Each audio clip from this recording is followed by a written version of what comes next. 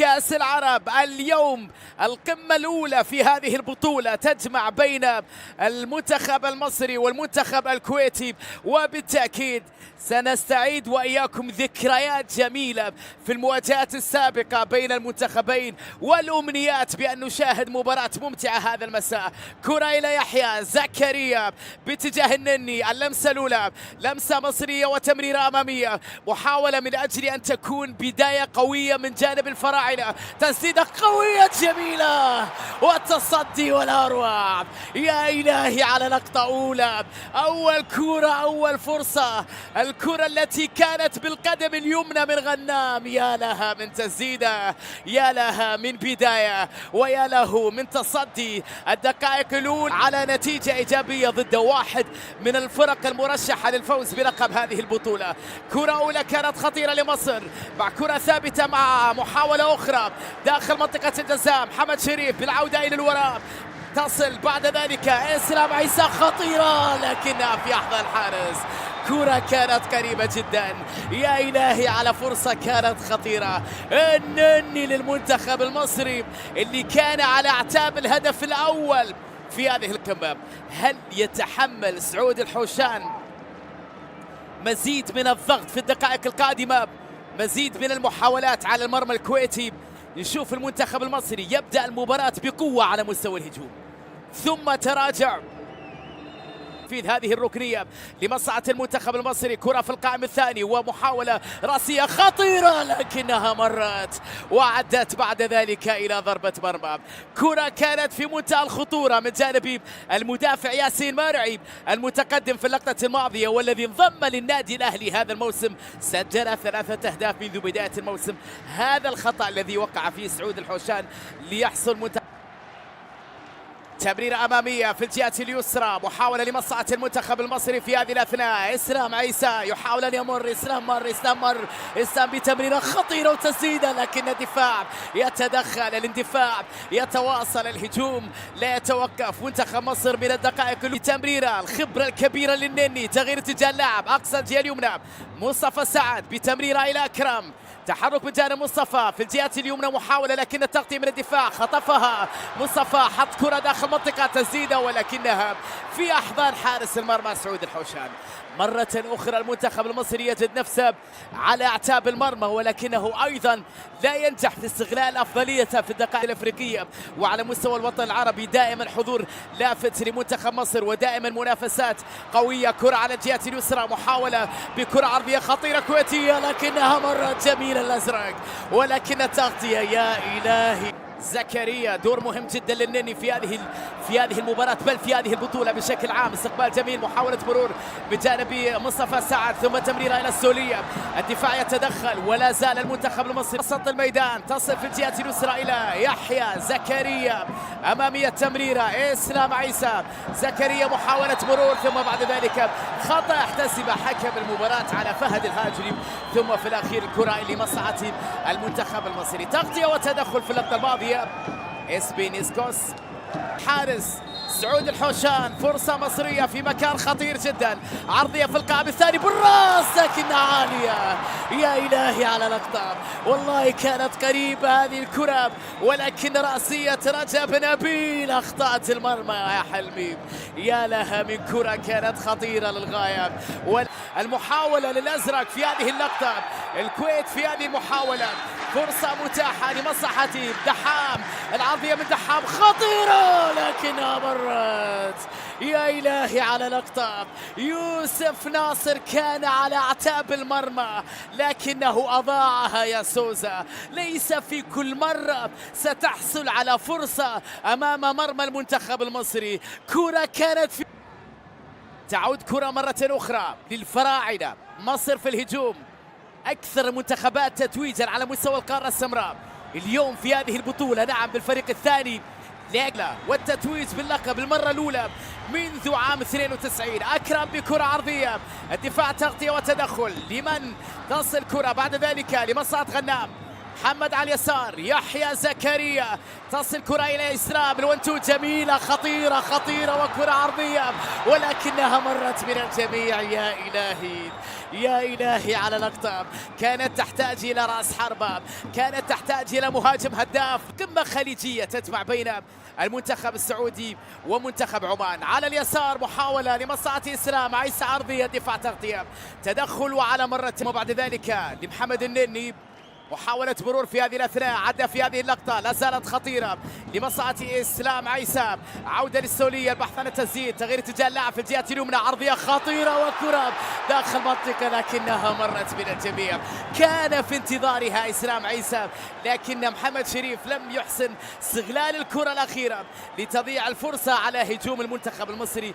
واحدة من الكرات الخطيرة جدا في أحداث هذه المباراة في الدوحة بكثافة ومساندة حقيقية في أحداث هذه المباراة. جماهير كويتية جاءت المساندة، أيضا كرة طويلة لكنها أقرب إلى حارس في منتهى الخطورة أيضا ليوسف ناصر، لم ينجح في استغلالها، بقيت النتيجة على حالها ولا زلنا انتظار وإياكم. التسديدة جاءت بعيدة، حل سلام عيسى لم يكن موفق، ثم تسديدة جاءت بعيدة. في منتخب الكويتي تراجع أكثر للوراء، تغيير اتجاه اللاعب في اليسار، يحيى زكريا يصل لكرة ثم تمريرة للوراء، محاولة مرور، سلام مر، عيسى مر، اسلام بروعة مر، خطيرة جدا تصل ليحيى زكريا، تمريرة باتجاه النني لكن الدفاع تغطية وتدخل. سولية لأكرم توفيق، هذه خطيرة، كرة طويلة داخل منطقة رأسية وبعد ذلك إبعاد من الدفاع لتتحول الكرة إلى وجود بحثا عن هدف أول. كرة في القائم الأول لكن الإبعاد من جانب الدفاع لتصل بعد ذلك لأكرم توفيق بالقدم اليسرى، تسديدة لكنها جاءت بعيدة وفي الأخير تحولت لكنها بالخطأ. عودة لمرتدة إسلام عيسى، محمد شريف محاولة مرور، محمد يبحث عن الزميل، محمد يحط كرة باتجاه السولية بتسديدة، تدخل في اللقطة الماضية لتصل مصرية مرة أخرى، هجمة أخرى بلمسة إلى أكرم توفيق، تمريرة وكرة داخل منطقة خطيرة وصافرة. يا إلهي، ركلة جزاء يحتسبها حكم المباراة لمصلحة إسلام عيسى للمنتخب المصري في هذه الأثناء بعد تدخل في اللقطة الماضية. عبد الوهاب العوضي حاول إبعاد الخطر، حاول إبعاد الكرة لكنه ارتكب المخالفة. في سعود أمنيات كويتية، دعوات مصرية، ترقب وانتظار مع هذه الركلة الجزائية مع 38 دقيقة لعب في لوسيل. سوليا ضاعت، نعم ضاعت الركلة الجزائية. يا الله، لقد أخطأ طريق المرمى، سدد كرة بعيدة عن المرمى. عمرو السولية الخبرة لم تكن كافية، أضاع هذه اللقطة. ذهب سعود لنفس الزاوية ولكنها خارج المرمى لتضيع فرصة أخرى على منتخب مصر في أحداث هذه المباراة. كم الأرقام على مستوى الأهداف، نتيجة لا زالت متعادلة. تعود الكرة، خطفها دحام، يحاول أن يمر، محمد يحاول، دحام أمام أكثر من لاعب، تغطية وتدخل، ثم حكم اللقاء يشير إلى خطأ وأول إنذار. بطاقة صفراء على نجم خط الوسط، يحاول إعادة الأمل الكويت في هذه اللقطة مع هذه المحاولة. دحام تسديدة لكنها جاءت بعيدة والله. ستصل كرة لإسلام عيسى، محاولة جميلة كانت اللقطة الأخيرة. زكريا يحاول في هذه الأثناء، محمد شريف في تمريرة الرد لكن التغطية. أكرم توفيق حط كرة جهة اليمين، مصطفى سعد محاولة هجومية خطيرة جدا لمصلحة المنتخب المصري. أكرم مر ولكنها الكرة كانت أطول منها، تحولت بعد ذلك إلى وجود ضربة مرمى. محاولة كانت باللاعب شمال القطري أكرم توفيق اللي في الأصل من أبناء المنصورة. إيدان محاولة لمصلحة المنتخب المصري، هذه خطيرة تصل لمصلحة مصطفى سعد، سريع خطير جدا. مصطفى مر، مصطفى يحاول، عدى، الله، جميلة اللقطة الماضية لكنها جاءت بعد ذلك بعيدة. مصطفى سعد اللي يحب أن يلقب بميسي حاول بشكل رائع بالمرور في اللقطة الماضية. سعود الحوشان تصل هذه الكرة خطيرة جدا لمصلحة إسلام عيسى، يحاول أن يمر إسلام بالتمريرة إلى مصطفى سعد داخل منطقة الجزاء. مصطفى إلى عمرو السولية، تركها خطيرة للنني، التسديدة، الحارس يتألق ولا زالت خطيرة. خطيرة كرة مصرية لمن؟ السولية يحاول أن يمر لكن الدفاع يتدخل. يا إلهي، لقطة كانت في منتهى الخطورة، ولكن الإبعاد من الدفاع الكويتي ومن حارس المرمى المتألق سعود الحوشان.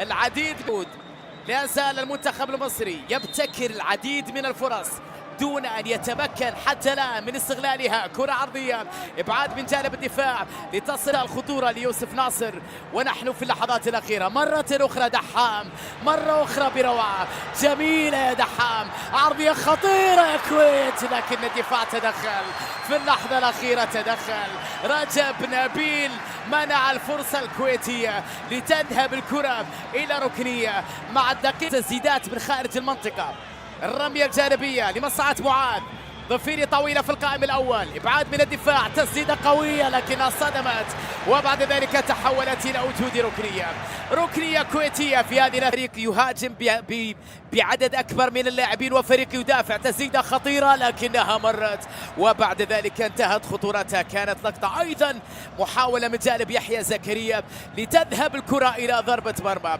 أصوات المشجعين حماس وشغف كبير. تصل مرة أخرى لجهة اليمين، محاولة من جانب عمرو السولية، الكرة العرضية لكنها مصلحة أحمد الظفيري، لمسة لكنها بدون تركيز، محاولة مرور خطيرة لمصلحة المنتخب المصري، تمريرة أمامية خطيرة والتسديدة لكنها ضاعت. يا إلهي يا إلهي على لقطة خطيرة جدا يا إسلام. عيسى أضاع الهدف الأول. يتسابق نجوم المنتخب المصري على إضاعة الأهداف، على إضاعة المجهودات، على إضاعة الفرص الخطيرة. في الجهة اليسرى يحيى زكريا، ثم لمصلحة منتخب مصر عن طريق إسلام، مرة إسلام ثم وفيها تدخل وخطأ يحتسبها حكم المباراة. للمنتخب المصري في مكان خطير، إسلام بكرة عرضية ولكن الإبعاد من الدفاع ومحاولة عمرو، لكن الكرة عدت لليسار. تصل كرة لمصلحة معاذ، الظفيري إلى دحام، محاولة تمرير كرة خطيرة من جانب دحام أمامية لكن الدفاع. جميلة هذه اللقطة لكنها لم تكتمل. السولية مرة بروعة، يكسب الخطأ لمصلحة المنتخب المصري. المطالبة بإنذار في هذه اللقطة على دحام.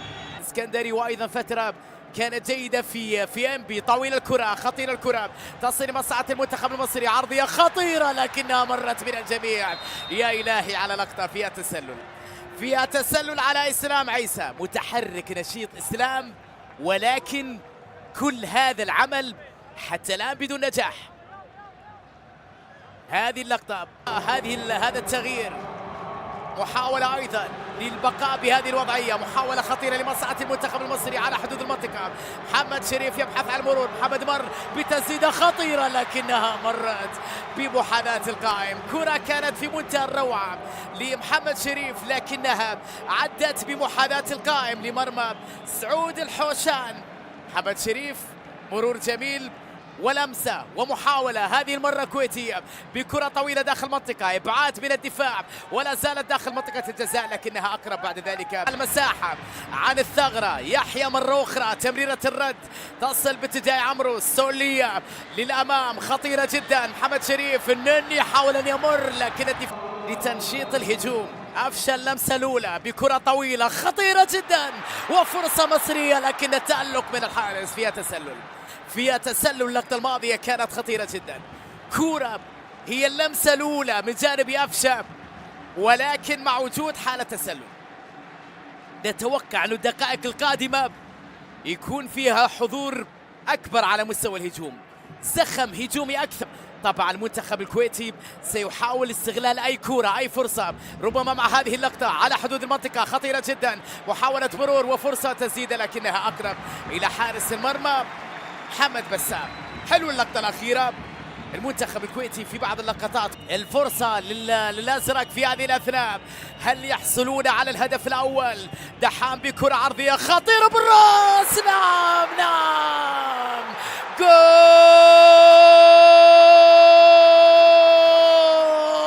كويتي. الله يا فهد، هدف للأزرق الكويتي بروعة، بضربة رأسية جميلة. كنت أتساءل هل هي لقطة هدف أول يا كويت؟ هل هي إعادة ذكريات زمن جميل يا كويت؟ هل هي لقطة بداية حقيقية في كأس العرب يا الأزرق؟ جاء فهد الهاجري من بعيد بضربة قاتلة، بضربة رأسية هائلة، بهدف أول في هذه القمة. الله يا دحام، الله يا دحام، عرضية نموذجية بالمقاس فوق الرأس. الكويتي عالي والتقدم بالهدف الأول في هذه القمة في شباك المنتخب المصري. يا إلهي يا أحكامك يا كورة، يا إلهي يا أحكامك يا كورة. الفريق اللي هاجم وحصل على فرص وركلة جزاء يعتب على لاعبيه على فرص كانت قريبة. الخطير جدا دحام بعرضية أخرى خطيرة لكنها مرت، وبعد ذلك الإبعاد من الدفاع. يا إلهي، منتخب الكويت يسعى للحصول على نتائج إيجابية لكنه لا يدخل من ضمن المرشحين. اليوم المنتخب الكويتي يحاول استعادة ذكريات الزمن الجميل. ماذا بعد ذلك يا إسلام؟ عيسى بكرة مصرية، تغطية دفاعية. هل تهدأ الفراعنة؟ لا أظن. الفراعنة من أجل ردة فعل متوقعة في أي لحظة. فهل تأتي مع هذه اللقطة؟ هل تأتي مع هذه اللقطة؟ إبعاد من الدفاع من وراء غنام محمد إلى أفشة. منتخب مصر يندفع بشكل أكبر بعدد أكبر من اللاعبين. تسديدة قوية لكنها جاءت بعيدة كرة ياسين مرعي. جمهور كويتي جميل جدا في هذه انكماش، تراجع للوراء بعدد أكبر من اللاعبين بالنسبة للكويت. كرة خطيرة داخل المنطقة، سولية يحاول أن يمر لكن التغطية بروعة من الدفاع، بروعة من الدفاع في هذه المباراة بالركنية. هذه عرضية داخل المنطقة لا زالت خطيرة لمصلحة المنتخب المصري. البحث في هذه الأثناء لمصلحة ميدو مر ولكن الدفاع تدخل. الروح العالية. مباراة في نفس المجموعة غدا كبيرة بين الأردن والإمارات، بين النشامة والأبيض. خطيرة أفشة، تسديدة لكنها جاءت بعيد. ميدو جابر بلمسة خطيرة على حدود المنطقة، بينية لا تكتمل. شوف الأداء الدفاعي الكبير جدا. ناصر في التغطية، ناصر في التمرير، عيد في الانطلاقات جميلة. عيد مر في جهة اليمين، خطيرة كويتية. دحام وكرة وفرصة. يا إلهي، مستحيل يا دحام. تألق في التصدي لها بسام. الهدف كان كويتي قريب. 2-0 للكويت، رفض الحارس المتألق. يا إلهي يا محمد، كانت لقطة المباراة، كان هدف تأكيد الانتصار.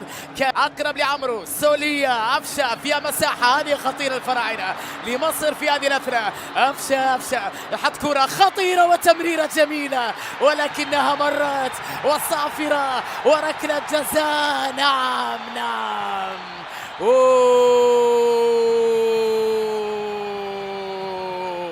مروان حمدي يحصل على ركلة جزاء. سعود الحوشان يرتكبها فوق قاتلة في اللقطة الماضية، يحصل على إنذار. بطاقة حمراء لحارس المرمى. يا لها من لقطة، يا لها من لقطة مؤثرة جدا في أحداث هذه المباراة. صدمة كبيرة في مدرجات الكويت كلاعب في المباراة. هل يستغل هذه الركلة أفشة وسيمان مع الدقيقة 87؟ هل تتعادل مصر؟ هل تعود مصر؟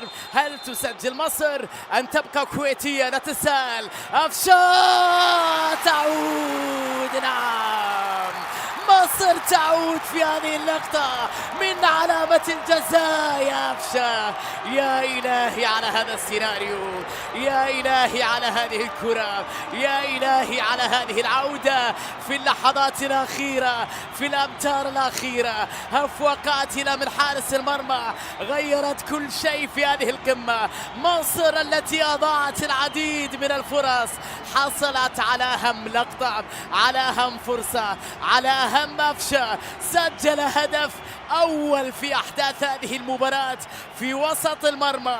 على الرغم من أن سيمار حاول التصدي، لمس الكرة لكنها اتجهت مباشرة إلى الشباك للفريق اللي سيطر بدرجة كبيرة في أحداث هذه المباراة، لكن هذه المحاولة للتصدي لم تكن